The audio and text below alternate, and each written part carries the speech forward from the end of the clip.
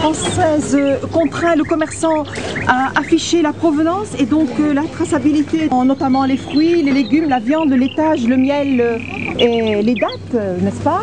Oui. Et comme on ne connaît pas les frontières d'Israël, ce produit étiqueté Israël n'a pas de traçabilité alors?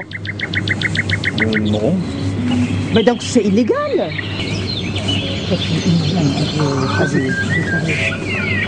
Est-ce qu'il est vrai que la direction de Carrefour fait de la tromperie sur la marchandise et ne respecte pas la législation du travail? Ils ont été condamnés à verser 2 millions d'amendes en mars pour publicité mensongère.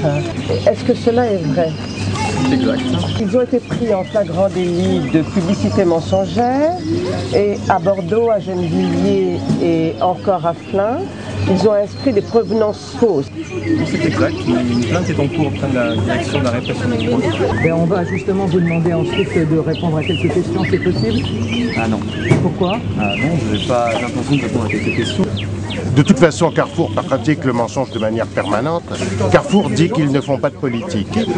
Et c'est ce qu'ils répondent à tous les gens qui se plaignent de produits d'Israël en vente dans leurs rayons. Ils disent « Ah ben nous, on ne fait pas de politique, on observe une stricte neutralité politique ». C'est entièrement faux. Par exemple, dans le cas de la Birmanie, Carrefour a retiré tous les produits de Birmanie de ses rayons. Et ils le disent textuellement, je vous cite ce qu'ils disent, c'est Carrefour qui parle. En raison de la politique actuelle menée en Birmanie, nous, Carrefour, avons décidé de ne plus nous fournir auprès de ce pays. Mais quand c'est Israël, qui occupe la Palestine depuis 42 ans, qui commet tous les massacres que l'on sait à Gaza et ailleurs, alors là, Carrefour dit on ne fait pas de politique. Est-ce que c'est légal? Non. Et puis on pourrait rajouter que si Carrefour veut vraiment respecter la diversité politique, alors comment se fait-il qu'il n'y a pas un seul produit étiqueté Palestine dans les rayons des hypermarchés et des magasins Carrefour? Nous avons posé la question à Carrefour, il refuse de répondre.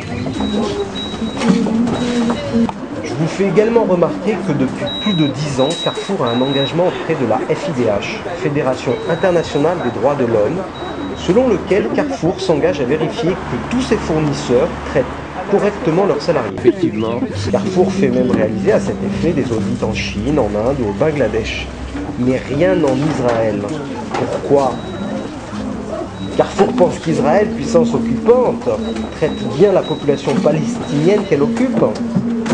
Population qui lui fournit la terre et l'eau qui servent à produire bon nombre d'articles que vous voyez là.